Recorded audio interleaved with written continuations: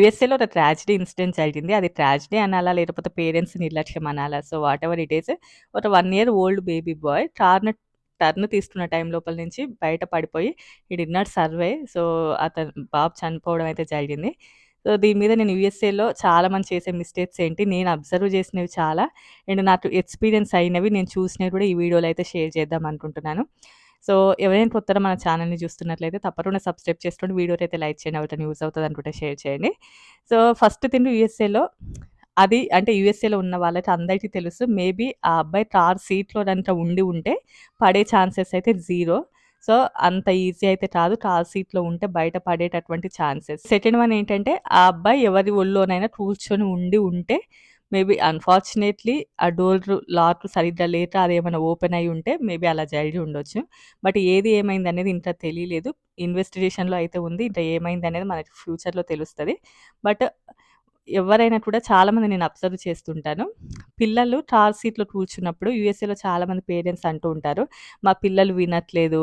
చిన్నప్పటి నుంచి ఇండియాలో అలా కూర్చొని ఇక్కడికొచ్చి ఇలా కూర్చోవడం అంటే వాళ్ళ వల్ల అవ్వట్లేదు. బాగా ఏడుస్తూ ఉన్నారు. చాలా క్రాంకీ చేస్తున్నారు. చిరాకొస్తూ ఉంది. అందుకోసమే మేము కారు అంటే జస్ట్ అలా కూర్చోబెడతాం గానీ మొత్తం ఫిక్స్ చేయము. మేము పక్కనే ఉంటాం గదా! అన్నట్లుగా మాట్లాడుతూ ఉంటారు. అది చాలా వరకు కూడా చాలా పెద్ద బ్లండర్. ఇలాంటివి జరుగుతూ ఉంటాయి. ఈవెన్ మా ఇంట్లో మా పిల్లలు గూడా మేము స్టార్టింగ్‌లో వచ్చినప్పుడు, ఇండియాలో ఉన్నప్పుడు కారు ముందు సీట్‌లో కూర్చోవడం అలా అలవాటైన వాళ్ళు ఒకేసారి అంటే మన ఒళ్ళో కూర్చోవడం అలవాటైనప్పుడు ఎట్ ఏ టైమ్ వాళ్ళకంటూ ఒక సెపరేట్ సీట్ ఉంటది యూఎస్ఏలో. సో, అందులో కూర్చోవడం అంటే వాళ్ళకి అంత ఈజీ అని కాదు. బట్ చాలా చిరాకు చేసేవాళ్ళు. అయినా కూడా మేము ఎప్పుడైనా కూడా అందులోనే కూర్చోబెట్టేవాళ్ళం. అది యూఎస్ఏలో రూల్. అండ్ నెక్స్ట్ వన్ ఏంటంటే USA speed limit and India speed limit ఈ 2 కూడా చాలా డిఫరెంట్‌గా ఉంటాయి. మనం అనుకోవచ్చు ఏముంది ఇండియాలో మన ఒళ్ళో కూర్చున్నప్పుడు అలాంటివి జరిగాయా? యూఎస్ఏలోనే జరుగుతూ ఉంటాయి. యూఎస్ఏలోనే ప్రాణాలు పోతూ ఉంటాయి అని చెప్పేసి.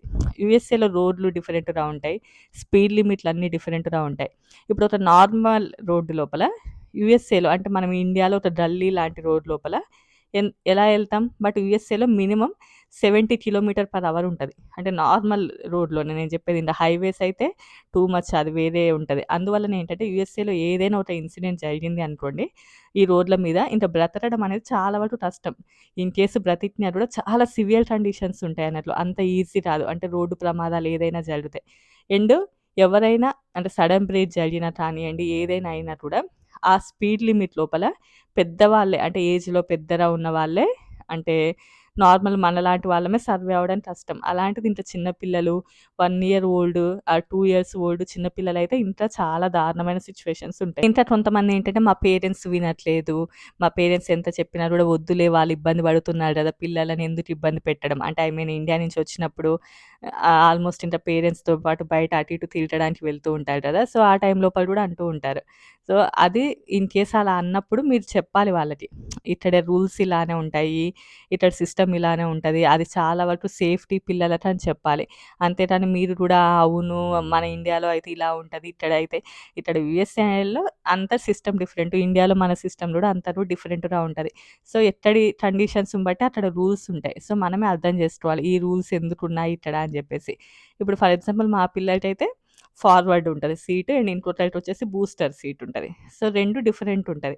సో, ఏ ఏజ్ వాళ్ళకి ఏ సీట్ సూట్ అవుతది అని చెప్పేసి ఆల్రెడీ మనకి మెన్షన్ చేస్తారు. ఆ సీట్‌లోనే వాళ్ళని కూర్చోబెట్టాలి. అదే ఉత్తమం. అదే చాలా మంచిది. సో, పేరెంట్స్‌లాగా అండ్ ఇంకా కొంతమంది అంటూ ఉంటారు, కంటిన్యూ‌గా ఏడుస్తూనే ఉంటారు. మా చెవులు పగిలిపోతున్నాయి. మా పిల్లలయి కూడా అంతే. మేము కార్‌లో వెళ్ళినప్పుడు ఇప్పుడు మొత్తం అలవాటయిపోయారు. బట్ ఒక 5 ఇయర్స్ బ్యాక్ ఆ టైం లోపల మా చెవులు తల హెడేక్ వచ్చేది. అసలెందుకొచ్చానురా బాబు బయటికి అనిపిచ్చేది. అయినా కూడా మేము చెవులు మూసుకొనైనా కూడా అదే కార్ సీట్‌లో కూర్చోబెట్టేవాళ్ళం గానీ, ఎప్పుడు గూడా అందులో నుంచి తీయడం కానీ, అది తప్పు. అది రూల్ ప్రకారం అది కరెక్ట్ కాదు. ఈవెన్ ఎవరైనా పోలీస్ ఆఫీసర్ అంతా చూసాడనుకోండి, సడెన్‌గా ఆపేసి ఫైనేస్తాడు. నేను చెప్తాను ఒక రియల్ ఎక్స్‌పీరియన్స్. ఆ రోజు నేను చాలా షాక్ అయ్యాను. ఓకే. ఇంత స్ట్రిక్ట్‌గా ఉంటదా అని చెప్పేసి. సో, అలా ఉంటది. సో, తప్పకుండా మీకు మరీ ఇబ్బందయితే పోవడం మానేయండి బయటికి. అంతే కానీ లేదు అంటే మధ్యలో ఆపండి. కొద్దిసేపు ఇవ్వండి. లేదంటే ట్యాబ్ ముందు ఫిక్స్ చేయండి. సో, అలాంటివి ఏదైనా చేసి ఎంగేజ్ చేయండి గానీ, కార్ సీట్‌లో కూర్చోబెట్టము, మేము ఒళ్ళో కూర్చోబెట్టుకుంటాము. లేదు అంటే ఆ సీట్ బెల్ట్ పెట్టకుండా ఏదో ఫార్మాలిటీకి నార్మల్‌గా కూర్చోబెట్టాము. వాళ్ళు పైకి లేస్తూ ఉంటారు. ఇలాంటివన్నీ కూడా యూఎస్ఏలో చాలా వరకు ఎందుకంటే స్పీడ్ లిమిట్ డిఫరెంట్‌గా ఉంటది. ఇక్కడ సిస్టమ్ డిఫరెంట్ ఉంటది. అండ్ కార్లు వెళ్ళేటటువంటి రూట్ డిఫరెంట్. ఐ మీన్ చాలా ఓవర్ స్పీడ్‌తో వస్తూ ఉంటాయి. అంటే ఇక్కడ స్పీడ్ లిమిట్ మెయింటైన్ చేస్తూ ఉంటారు. మనం ఈవెన్ కార్ యొక్క స్పీడ్ లిమిట్ తక్కువ అయినా గూడా చాలా ప్రాబ్లమ్ ఇక్కడ. అది గూడా నువ్వు సరిగ్గా నడపట్లేవు కార్ అన్నట్లుగానే ఉంటది. అదే లాస్ట్ టైమ్ ఒక ఇండియన్ అమ్మాయి ఇన్సిడెంట్ చూసాం గదా! ముందు కారు స్లోగా వస్తుందని చెప్పేసి వీళ్ళు స్లోగా ఎళ్తున్నారు. బట్ బ్యాక్ వచ్చేవాడు వాడి యొక్క స్పీడ్ లిమిట్‌లోనే వచ్చేసి బ్యాక్ డాష్ చేయడం వలన ఆ అమ్మాయి చనిపోయారు. మన ఇండియన్ తెలంగాణ నార్కెట్‌పల్లె, నకిరేకల్. సో, అలా ఉంటది. సో, డెఫినిట్‌గా మాత్రం ఎస్పెషల్లీ పిల్లల విషయంలో చాలా జాగ్రత్తగుండాలి. నేను జెప్పాను ఒక రియల్ ఇన్సిడెంట్. నేను ఓ రోజు వర్క్‌కెళ్ళాను. ఎళ్ళేసి వస్తున్నా. జస్ట్ నేను కార్ దగ్గరికి వచ్చాను. సడెన్‌గా ఒక పోలీస్ వెహికల్ వచ్చింది. నేను నా కోసమా ఏంటి అనుకున్నాను. ఏంటి అంటే మనకి ఇక్కడ రూల్ ఉంటది గదా! ముందు హెడ్ లైట్ ఏస్తే మనం ఆపాలి అన్నట్లుగా. బట్ ఆ తర్వాత వేరే ఒక ఫ్యామిలీ ఉన్నారు. వాళ్ళని ఆపారు. వాళ్ళు చూడడానికి చాలా మంచిగనే ఉన్నారు. అసలు ఏమై ఉంటది అని అనుకున్నాను.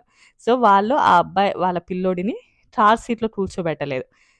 అది జరిగింది. బట్ నేను ఫస్ట్ ఏమనుకున్నానంటే, ఆ అబ్బాయిని తీస్తున్నారు పోలీస్ వాళ్ళు. వాళ్ళతో పాటు తీసుకెళ్తున్నారు. నాకు చాలా ఆశ్చర్యం వేసింది. బట్ వాళ్ళు అమెరికన్సే అన్నట్లు. ఏంటి ఈ అబ్బాయిని ఎందుకు తీసుకెళ్తున్నారు? ఆ అబ్బాయి చూడడానికి చిన్న అబ్బాయిలాగే ఉన్నాడు. ఆల్‌మోస్ట్ మా చిన్నోడంతే ఉన్నాడు. అబ్బాయిని ఎందుకు తీసుకెళ్తున్నారు అనుకున్నాను. ఆ తర్వాత నాకు తెలిసిందేంటంటే, వీళ్ళు ఆ పిల్లోడిని ప్రాపర్‌గా గైడ్ చేసి, అందులో కూర్చోబెట్టకపోవడం వలన వాళ్ళకి ఫైనేసి, ఆపి ఫైనేసి వాళ్ళ యొక్క ఇంటి అడ్రెస్ తీసుకొని, ఆ పోలీస్ వాళ్ళే వాళ్ళని అక్కడ డ్రాప్ చేశారు ఆ అబ్బాయిని. అంటే మేబీ ఆ టైంలో వాళ్ళకి ఆ కార్ సీట్ అవైలబుల్‌గా లేదేమో కార్‌లో. అందుకోసమే వాళ్ళు తీసుకెళ్ళినట్టున్నారు. బట్ ఎందుకు తీసుకెళ్లారు అనేది అంత డెప్త్‌గా తెలీదు. బట్ తర్వాత నాకు వేరే అమెరికన్స్ చెప్పారు. నేను ఇట్లా స్టోరీ ఎక్స్‌ప్లెయిన్ చేశాను. వాళ్ళని ఎందుకో తీసుకెళ్లారంటే, అవును ఇక్కడ అలానే ఉంటది. వాళ్ళ ఇంటి దగ్గరనే డ్రాప్ చేస్తారు అని చెప్పేసి. సో, ఇంకా మనము చాలా నెగ్లిజెన్సీ‌గా ఉన్నాము. సరిగ్గా పట్టించుకోవట్లేము వాళ్ళని అని అనిపిస్తే ఇంకా అది ఇంకా డిఫరెంట్ వేరే సినారియో ఉంటది. పిల్లల విషయంలో యూఎస్ఏలో మాత్రం చాలా కేర్‌ఫుల్‌గా ఉండాలి. చాలా ఇన్సిడెంట్స్ చెప్పాను. ఒక ఇండియన్‌కి ఎదురైంది చెప్పాను చాలా సార్లు. ఎన్ని సార్లు చెప్తావు అనుకుంటారేమో. టీత్ విషయంలో హాస్పిటల్‌కెళ్లారు.